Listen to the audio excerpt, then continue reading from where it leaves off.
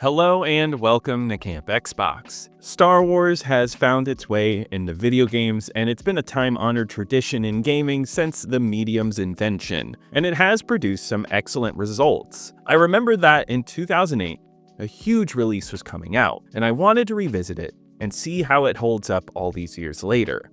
And that was Star Wars The Force Unleashed, a bridging point between the original trilogy and the prequels. I played through it recently, and let me give you some history along with a review. All footage was captured off of an Xbox 360, and I want to thank my YouTube channel members for their support. And let's go ahead and hop into this one.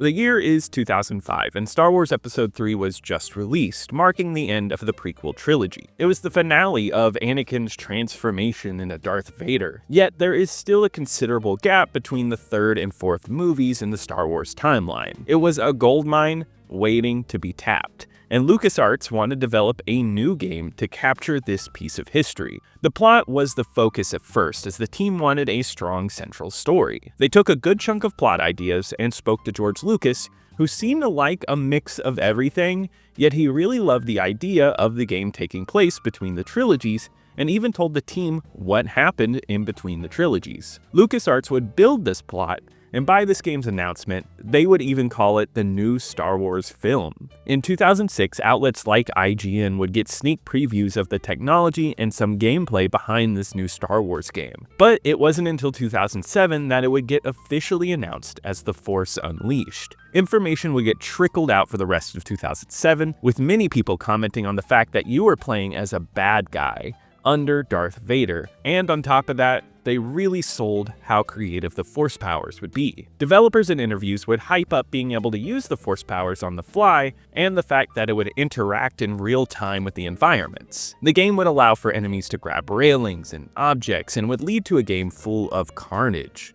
Seeing as it was Star Wars, but also something new for the franchise, you can see that hype was building up, and it was the cover story for a few magazines, as well as getting plenty of features all throughout 2007 and into 2008. In development, they had teamed with special effects wizards ILM to capture faces and actors to really bring that cinematic touch in. It seemed like a big budget Star Wars movie that you could actually be a part of. The demo leading the launch was downloaded over 2 million times, so you know the anticipation was there. The Force Unleashed came out in North America on September 16th, 2008, and in Australia and Europe in the following days. It came out on the PS3 and Xbox 360, but also on many other platforms, going cross-gen and being on multiple handhelds. My personal history on this one is that I was more of an onlooker.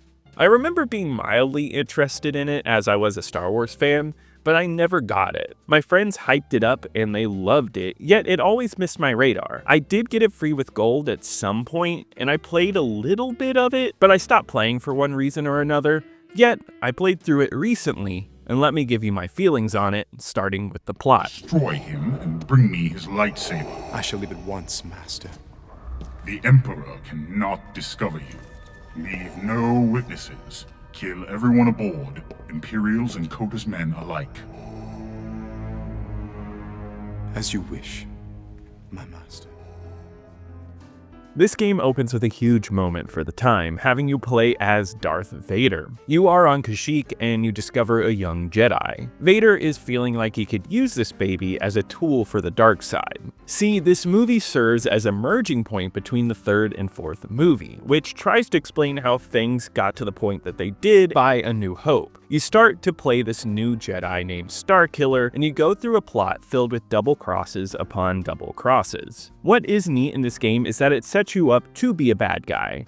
You go from place to place killing off the last Jedi that still survive in the galaxy. Yet as the plot unravels, you end up learning about this plot that Darth Vader has set up, and it isn't quite as it seems. Starkiller himself is a well-written character, and his journey with its ups and downs is a good one to follow. The plot feels episodic at first, but I like that we get an early shift in the plot that sets the tone up for the rest of the game. A tonal change that works in favor of the story and makes it feel like a truly Star Wars plot. The adventure is there, the suspense as well, and the romance, of course. Something that I don't think worked amazingly for me. I felt like the romance was thrown in there just at the request of Lucas, yet it's not really a detriment by any means. It still manages to feel like a solid epic and has those showcase moments and a lead character that you can care about, especially when it goes into his struggle against being pulled against the light and dark sides of the Force. It's a great Star Wars film-like experience. If you're looking at this for its connections to the rest of the universe, then you'll like it, because it was canon. Unfortunately, it's not canon anymore since Disney has torn apart the extended universe. Though that does suck, it still doesn't mean we can't enjoy this and appreciate the plot that was developed for it. I also like that we get a split ending here too, and though only one was canon, the idea of having a good and bad ending is a nice touch. It's a fun plot, and I think it's obvious that it was the main focus of the development of this game.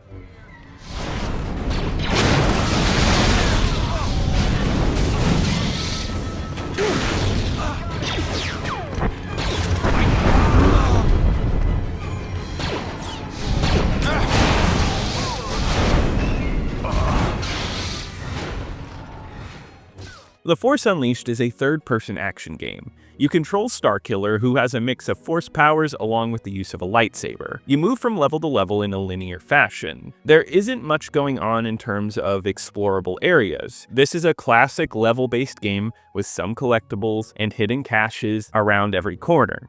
Some people might not like the linear layout, but I feel like linearity is something that I don't mind if a game does it well. If the designers intended for a gameplay structure in this way, and it's entertaining, I think it could be fun. I think it works here especially because it leads you through the many different worlds you can go to, and I like that creativity doesn't lie in exploration, it lies in the combat. The combat areas in this game are gigantic. You will move through corridors and reach these huge areas with multiple layers, and you're left to your own devices. You can use a mix of lightsaber combat and combos, as well as push and pull to defeat enemies. You can also use this for objects scattered around and just throw them at enemies as well. I think the combat here is solid and the most entertaining element of the game. The combat has a sense of freedom that feels great for the time. The ability to just pick up enemies on the fly, go straight into a lightsaber combo, and then back to tossing around items, it's seamless how easily you can move between these things, and I think it controls well. It works well with the physics and the ragdoll system because the way things fly around is satisfying. It feels like a Force-powered playground, the way you can flow around through everything. Though I did find that too many of these areas were far too large and empty, and I would have loved to have seen more carnage, but when it works, it works. I especially like how it rewards creativity by giving you more XP by using variety. It can be funneled into more health and Force powers, which is simple, but you also can get new combos and level up those Force powers, which is a great part of the experience. One part of the combat that I feel was a bit lackluster were the boss fights. This game is loaded with them, but all of them are a bit slow and remove creativity from combat. A lot of them are the simple boss archetypes that we've seen a million times before. I won't say they're necessarily bad, they're just a bit boring, but the fights are brought down by the quick time events. It's a plague of the time, but the ones here are slow and offer nothing. The coolest parts of the battles are relegated to hitting these buttons, and they offer no challenge, and they're there just to keep your attention during cutscenes. There's a lot of this even outside of the bosses, and I think this is the weakest element. Though this is extremely weak, the rest of the game doesn't have many issues. There's a lot of thought put into the gameplay, and that boils down into level design, and this game has some great layouts. I love the TIE Fighter factory that you fight in because there's tons of thought put into that layout. You ride on a TIE Fighter wing as elevators, and you run through where cockpits are being built. At one point, you go through a Sarlacc pit that the Empire is excavating. You run through its tendrils and mouths, and it makes for something unique. Though it's overall linear, the paths drawn out for them make it a great path to follow down. The game only took me around 7 hours to run through, and I had a good time for most of it. The quick time events are too slow, and the bosses seem to be a big part of the game, and it doesn't live up to expectations. Though the free-flowing combat is entertaining enough to keep the rest of the gameplay strong.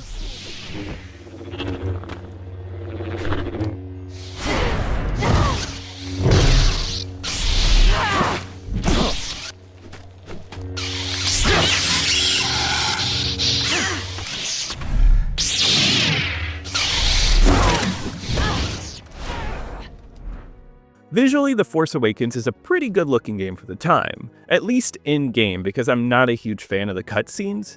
This game has some lengthy cutscenes, which I don't mind. I feel like this entry's focus on plot is something that I admire about it, but the cutscenes are nothing special. It's a lot of two people talking and playing backgrounds, and I feel like character models, lip syncing, and animations are not up to par for 2008 and come off a bit bland, which is a bit sad because ILM was tied to it. It's the animations especially that give it a stilted feeling. I feel like many of the cutscenes aren't dynamic and are a bit flat. I do think the visuals in-game are a major upgrade from that, and it looks excellent, especially in its effects. I love the amount of destructible objects in the game. Your force powers will tear into everything. Objects will fly, and elements will move all around. I love that you can just take out bridges by dismantling its supports. We were seeing this a lot more in this era, but it doesn't make it any less cool here. As stated before, it's elements like this that make it feel more like a playground that you can just go around and destroy things in. I do think the look of the levels is well done too, especially in interiors with a lot of reflective objects. The Star Wars universe is brought to life here, and it's recognizably a lot like the original trilogy, and it adds a bit of nostalgia to the experience. As far as enemies and Starkiller goes, I think they're all well done with good animations in-game, especially Starkiller. Seeing him move between lightsaber and force powers is satisfying and always fluid. You'll eventually be killed, or worse, and nothing will have changed. But wouldn't you rather die on your feet than drown in some cantina? I don't know. But I do have a... While I might not have liked the cutscenes for their look, I can say that the voice acting is top-notch stuff here. Sam Witwer plays our lead, and I think he brings enough definition to the character. Definitely has an Anakin feel where it's about tragedy. A mix of anger and hope comes through the performance. That's the performance I found to be the most important, but the supporting cast ties it together well. You have many voice acting mainstays like Tom Kane, D. Bradley Baker, and more. It's full of solid voice work, and in a story-heavy game, that's an important element to keep strong. The music is also solid, using a mix of John Williams' score and composer Mark Grisky doing original stuff. I feel like they pull into the John Williams swell of music for the most part, and that's classic stuff. It's undeniable how incredible these compositions are, but I feel like I've heard them a million times before in Star Wars games. I always appreciate when someone riffs on John Williams' work and creates something unique. And I think Grisky has done this before in Knights of the Old Republic 2, but here I never found anything truly notable. It's solid and you can hear some of the wispiness of the original trilogy, but when paired against the John Williams stuff, it's just not as strong. I feel like I would have liked to have seen it take more of a center stage. The sound effect work is just as solid as you would expect. Star Wars has some of the most iconic noises and they shine through, such as the lightsabers whirring. The game is filled with sounds like this and it never gets tiring. The screams of enemies getting tossed around and the general clang of destruction in these levels make for something chaotic. Exactly what it should be. Throw in other noises such as lasers or vehicle noises, and it captures the sci-fi universe well, making for a more cohesive experience. This is it. Kotor is just above you. Star Wars: The Force Unleashed is a highly entertaining game. Other than the cutscenes, it looks great and the sound design is solid. The plot holds up well as a connecting piece between the trilogies, and it has fun characters and great callbacks. The gameplay, when you get into the general combat and level design, has a lot of ambition behind it. I think destroying and tossing around everything with force powers is a blast, along with the great lightsaber combat. My biggest issue is that this game is heavily focused on boss battles, and all of them are lackluster. The best Jedi battles are way too simplistic and dragged out to the point of being tired. Throw in that the coolest moments are locked behind slow, quick-time events, and that means the final sections of levels just whimper out. I don't think it ruins the game. Generally, this game has a lot of good stuff behind it, and I do love the freedom of combat. But it's definitely flawed. It's a good enough game to recommend, but no, it's not one of the best Star Wars games. This is the 25th Xbox 360 game I've covered on the channel so far, and on my Xbox 360 ranking list, this one enters in at number 17. I think it's better than Wanted because generally the gameplay kept me much more entertained than that one, but I do think Crackdown is a better game because the general destruction and overall gameplay design given to Crackdown has a much higher replay value. The Force Unleashed received mixed reviews according to Metacritic, with a score of 73 out of 100 for the Xbox 360 version. Yet all versions scored somewhere in the 60s and 70s. IGN gave it a 7.3, saying that the Force powers were fun, but the levels and enemy battles were uninspired. GameSpot gave it a 7.5, saying that the plot and art design were top-notch, but thought some gameplay sequences were subpar. In the October 2008 edition of Official Xbox Magazine, they gave it a 7.5, stating that the demolition was great, but the boss fights were not. Overall, from all outlets, some did enjoy it immensely, but mostly gave it middling reviews. Although reviews did not directly impact sales, across all versions, this game sold 9.4 million copies, with the 360 version accounting for 2.7 million of those.